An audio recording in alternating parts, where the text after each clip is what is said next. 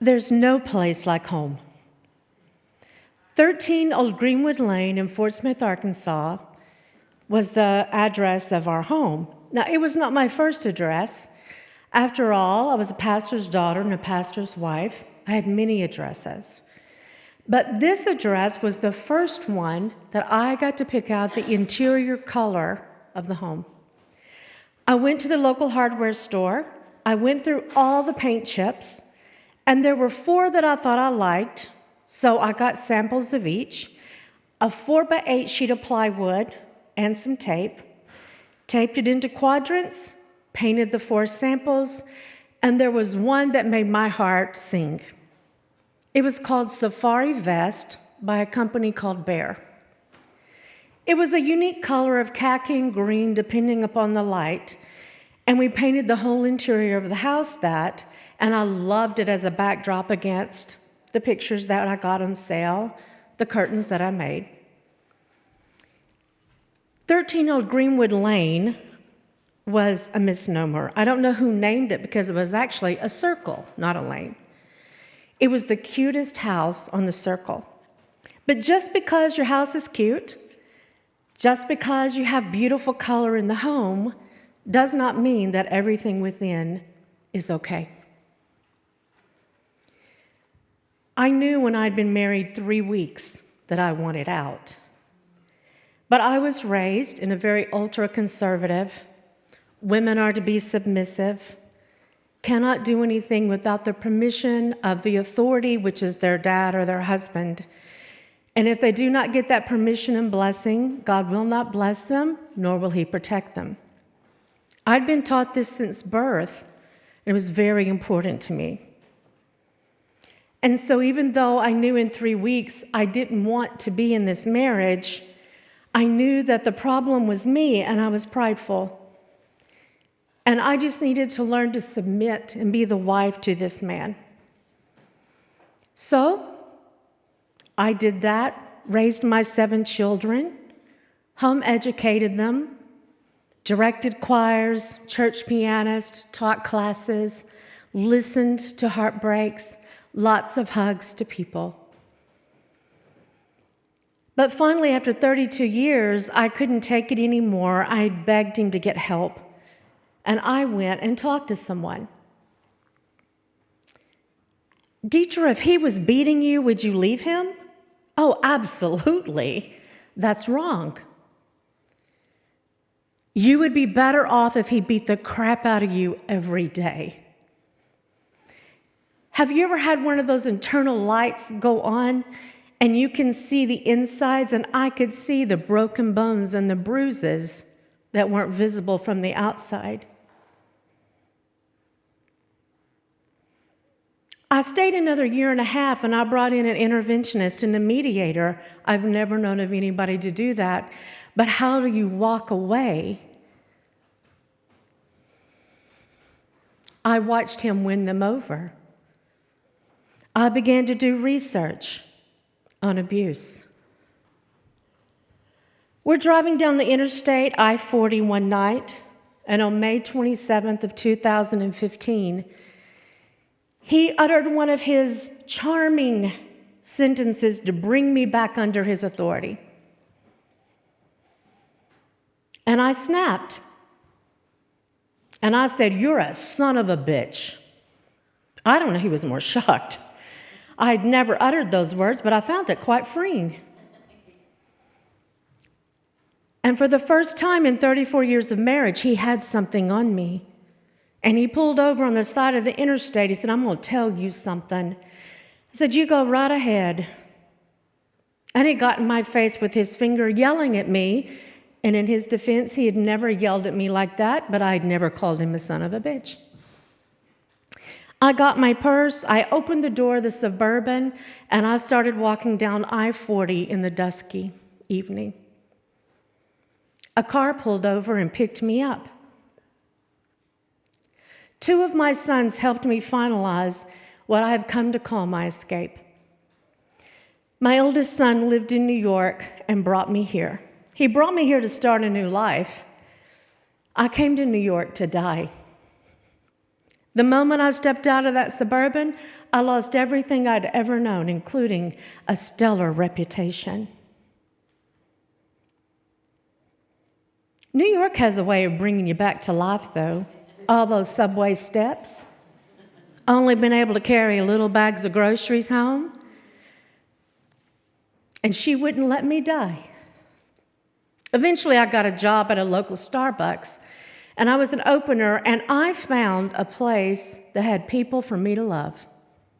I'd loved on people my whole life and had lost it. In fact, 5 of my children decided I was too sinful for them to speak to. But I was there at 5:30 in the morning when the local neighborhood woke up and needed their caffeine, and they came in. I got to love on them. I knew the names of their children, their spouses, their drinks. After a year, my son and his wife moved with a job transfer. And I said, I'm going to stay here.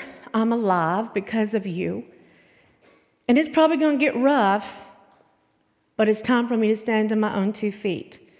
A friend let me rent a room really cheap for 2 months to give me more time. And I finally found a place that I could afford. It wasn't something I really wanted, and it had so little space, all I could take was a little roller suitcase in my purse. So a couple of my friends took my little extra clothes, and I'd had a few things by this time.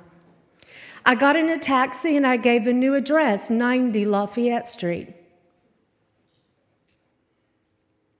All I had was a bunk bed, and it was a room of 30 women. There were 15 sets of bunk beds in this homeless shelter.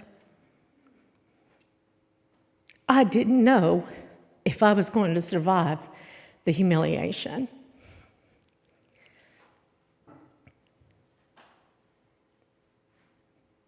One day at Starbucks, I was wiping off tables, and a customer said, Detra, do you live in the area? And I said, well, I lived in Carroll Gardens with my son and his wife for a year. Where do you live now? I was not prepared with an answer. And so I gave the honest answer. I said, well, I live in a homeless shelter. You do not. Well, actually, I do. She said, can my husband and I meet with you tomorrow when you get off work? They came in almost every day, 2 of my favorites. I said, sure. Sure enough, they were waiting on me. We sit down, and he said, Detra, can I ask questions? I said, listen, I don't go around telling this, but ask what you want. So he asked financial questions. He asked personal questions. When he was finished, he said, Detra, we just know you as our barista, but we love you, and we cannot imagine what you're going through. For the next 6 months, we want to give you this many hundreds of dollars a month. We want to invest in you, and we don't ever want to be paid back. Their generosity changed my life. 518 West 134th became my new address. I went from a bunk bed to a whole room that was mine. I rented the room for 2.5 years, and I worked 4 jobs 7 days a week. I got up at 2 in the morning, started walking at 3 in the morning to get to the A train, to get to Starbucks in Brooklyn. I kept dogs one weekend, didn't do that again. I worked at a temporary tattoo store. I was an afternoon nanny. I sold jeans. I was a host at a restaurant. Put out my resume. Nobody would interview me, I guess, because I was 54 at the time. They think I'm about ready to retire. I had nothing. So I think I'm going to tell my Starbucks customers I'm looking for a full-time job. One of my favorites who brings in his computer gives me his business card and said, send me your resume. I started interviewing. I didn't know where he worked or what he did, but they called me. And they created a position called the HR assistant, and they taught me the computer. I had benefits. I had a full-time job, which meant 556 West 141st became my address. This time, I have a whole 1-bedroom apartment. I moved in with a twin bed I bought when I got out of the shelter and 2 dressers. Friends began to send me things, and I was happy. One day I get a message from a volunteer in the homeless shelter. By this time, I had been out 5 years. She said, Detra, have you ever heard of Humans of New York? And I said, yeah, I've read some of the stories. They're wonderful. I just got through talking with Brandon, the author and publisher. He may be interested in featuring you. Would you be up for that? I didn't know what was involved. I said, sure. He contacted me. He comes over.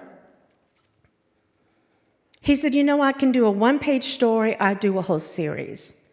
We talked about 15 minutes, and he said, it's the most remarkable story I've ever heard. So on June 9th last year, 15 chapters of my story went all over the world. The last chapter, he said, Detra has worked hard her whole life and never been paid. Let's help her retire. From every corner of the globe, $5, $25, $100, $5,000 came with messages and cheers until over $600,000.